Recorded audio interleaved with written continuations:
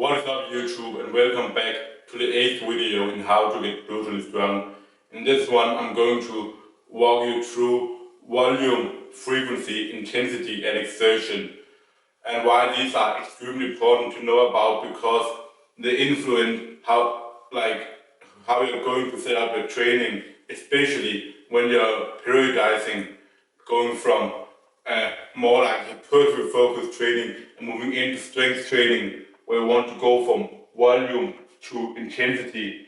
You have to know the benefits of each and why you want to alter the exertion. For example, can't train with as high exertion when you have more volume, etc. And want to increase the exertion in certain times. And intensity, like what is the goal of training with high intensity and high volume, things like that. And also just in general, like why is that bodybuilders tend to train with more volume and strength and not as high intensity, while strength athletes tend to train with higher intensity. So let's just start out by defining what each of these actually are. Volume is the total number of reps performed. So this is just going to be sets times reps. It is not the same as workload, though I feel like a lot of people think that it is sometimes. But workload is going to take the weight into the equation. So that's going to be sets times reps times weight, which is a totally different thing, but equally as important. Frequency is how often a muscle or movement is trained. So usually we're looking within a week, but it could be within a month, it could be within a year, whatever, but usually we're looking within a week or a macro cycle, which is one training week, could be anywhere from 7 to 10 days, for example. So a muscle would usually be within bodybuilding, where the focus is more on muscles, while a movement, for example, might be within something that requires a skill, like squat, bench and deadlift, or within strongman, something like that. Intensity is the load as percentage of 1 rep max. So this is going to be relative to how strong you are yourself. And lastly we have exertion, which is proximity to failure. For example, an RPE of 9 is going to be a really high exertion. The proximity to failure here is 1 rep, while on the other hand an RPE of 1 is really low exertion. Now let's take a look at how these all influence each other. I've written up some of the stuff here that I think is basically the most important. So for volume, if you're doing more reps per set, so that is going to also translate to more volume, but if we're just looking at more reps here, that means less intensity, because you can do more sets, but you can still train with you can still train with the same intensity, but you're probably gonna have to do a little bit less reps if you're doing more sets, depending on how many more you're doing. But generally, less intensity equals more reps per set, because you are training with less weight, and therefore to get an adequate stimulus, you have to do more reps. If you're only training at 75%, can't just do sets of 2. If your goal is hypertrophy, it's going to be too far away from failure. So if you're going from sets of 2 and 95%, that's going to be really strength focused and close to failure. If you want to train close to failure at 75%, you're going to have to increase that up to something like 8 reps, for example, in a set. Also, more sets equals less exertion. So let's take Mark Mentor as an example. He did extremely low volume, but was able to train with really high exertion because of that. On the other hand, we have people like Arnold, for example, who trained with extremely high volume, so many sets that it was totally unbelievable for training. I mean, okay, he was still training with a high exertion, but he's also a huge outlier, most people, when they have that amount of volume, that amount of sets, they're not going to be able to keep the exertion high because it's going to induce so much fatigue. As I've talked about before, when you train extremely close to failure, the stimulus to fatigue ratio is not in your favor, and they're going to take a while to recover between trainings. So you're gonna have to either, like, if you're doing way more sets, you'll either have to use less exertion, or you'll like have to lower the frequency a lot to be able to do it. Like, you see people that only train legs once per week, but that's because they're going so much all out, like that they simply can't recover within just 3 or 4 days. Volume is going to be the least fatiguing thing. So that is because we're not focusing on the weight here, we're just focusing on driving up the sets and reps. And that is why it's also called volumizing, because that is how we can, like, the fastest way to increase the workload. If you go from 3 sets to 5 sets, that is a 66% increase in workload. From 10 to 12 reps, that is a 20% increase in workload. But the weight is the same, and the weight is usually what causes the most fatigue. Therefore, an increase, for example, in intensity are more fatiguing because it causes an increase in weight that we're using. But actually, exertion is the most fatiguing because it can, like, you will get more fatigue, as I've talked about before, when training closer to failure, first of all, but also if you're going to, like, do the same amount of reps with a higher exertion, you are also training with even more weight, with higher intensity. So exertion and intensity are really correlated to each other, because at a certain point, more exertion also means higher intensity when you're training with the same amount of reps. For frequency, the most important thing is that higher frequency equals lower per session volume and or exertion. So let me give you an example. Let's say you're training once per week and you're doing 10 sets for your chest. If you split that up to 3 times a week and still do 10 sets per week, that's going to be 30 sets, and you probably can't just do that all at once. That's going to take some time, but so the good thing, the smart thing would be maybe to just do like 4 sets for the chest 3 times a week instead. So you lower the per session volume, or you're going to have to lower the exertion. Like, that it correlates, like the same thing as like more sets equals less exertion. The same way here, if you're doing more sets throughout the week, like doing the same amount of volume over more sessions, then you also have to lower the exertion because the number of sets are substantially higher. The next thing is going to be intensity, and I've already said this above here. Higher intensity equals less reps per set. When you are training, like if you can do 10 reps with 75%, that is not going to be possible with 90% of your 1 rep max.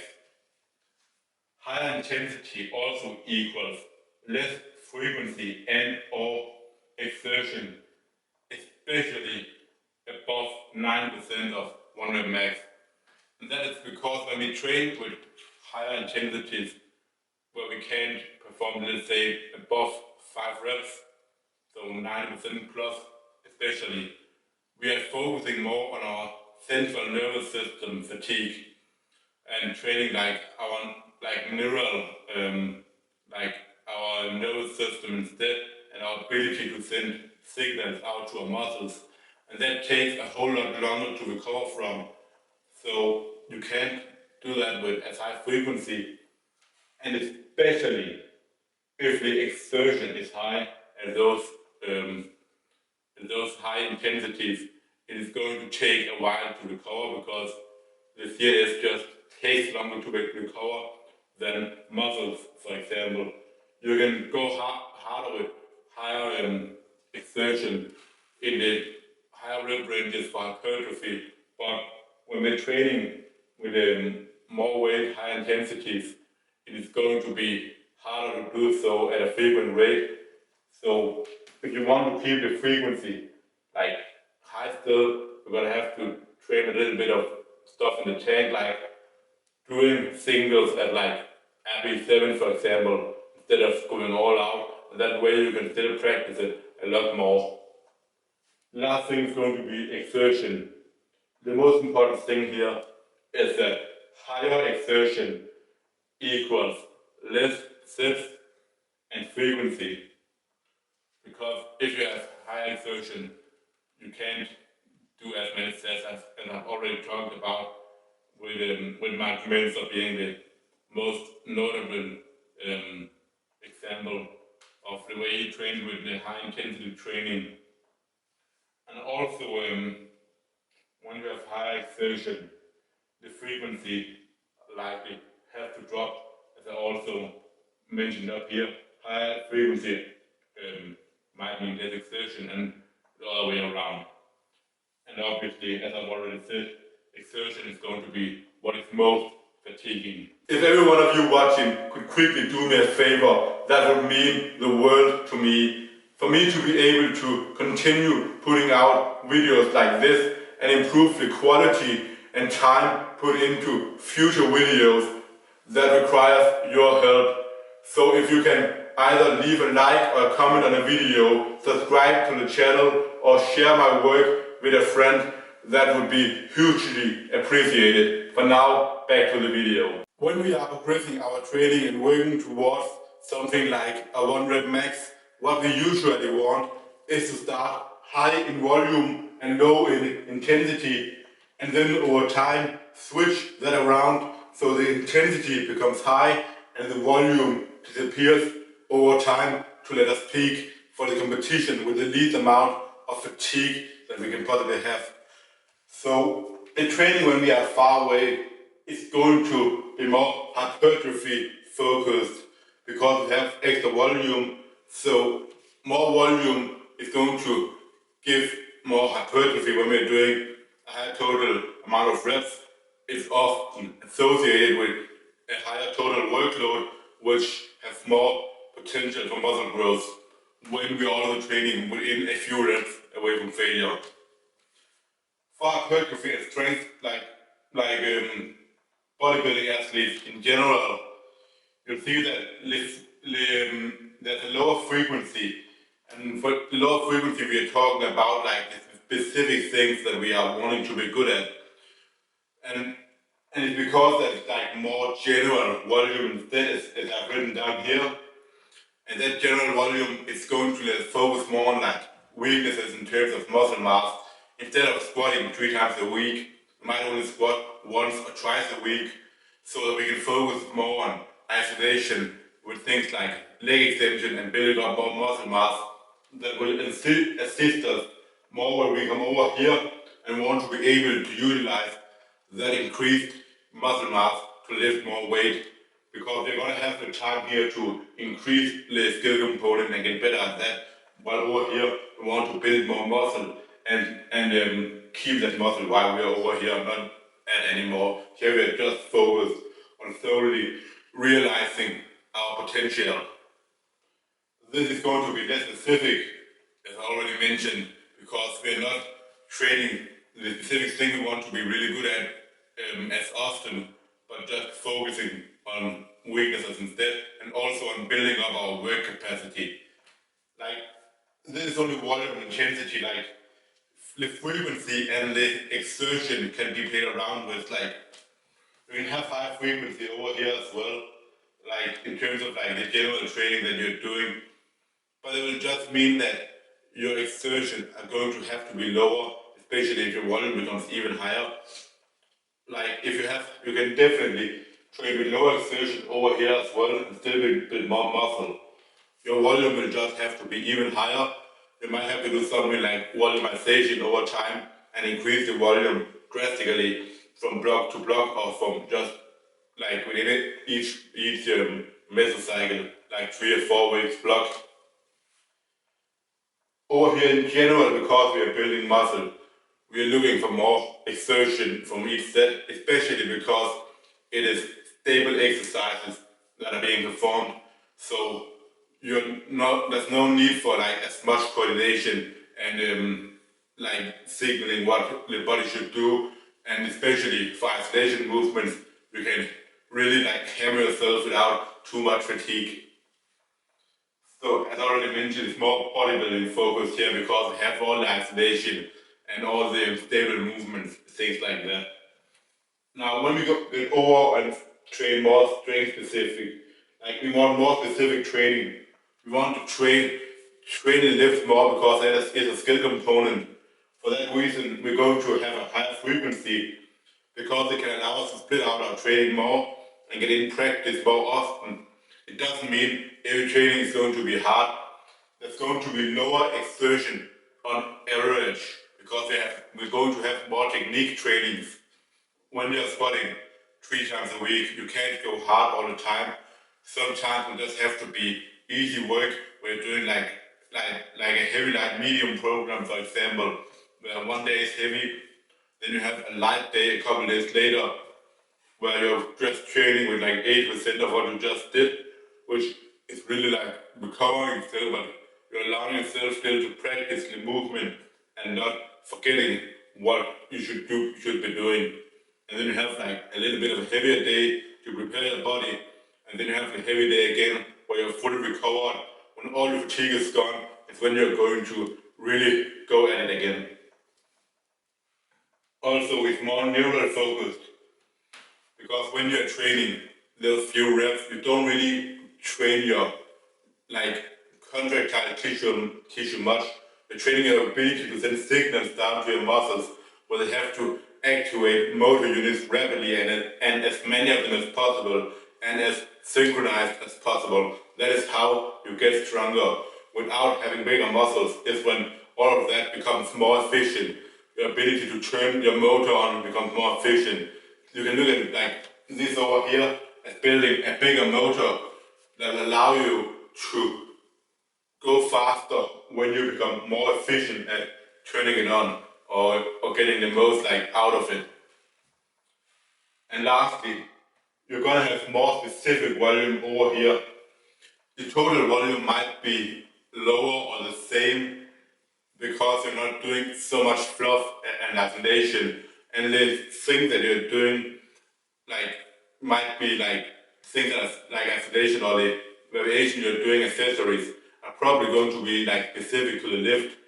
Like if you're doing overhead press, you might be doing things where you are training like pushing from up here and just have to log out, focusing on that log out position, or you might do like more extended work or from dead stop to focus on weakness of the chest or something like that in a bench press or in an overhead press. So that way the volume becomes much more specific and much less general instead. There's a lot of overlap obviously because like between these things, like you can also train with high exertion for strength. It just means that you're going to have a little bit less volume, less frequency, but it's just, we want that, usually we want more practice over here.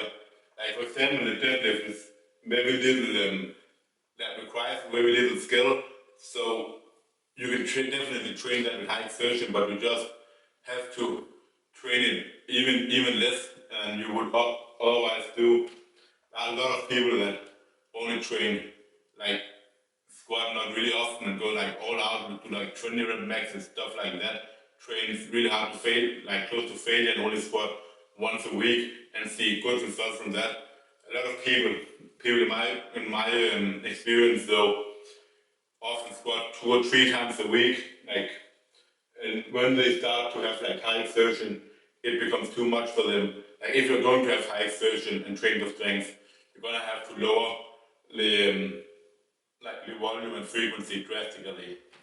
And you can definitely also on the other side like train with lower volume over here and with like high exertion or the other way around. Like all the things that work, you just have to like move all of these like variables around and find out how they benefit each other, as I've explained, to make sure that you're able to recover in between sessions on time.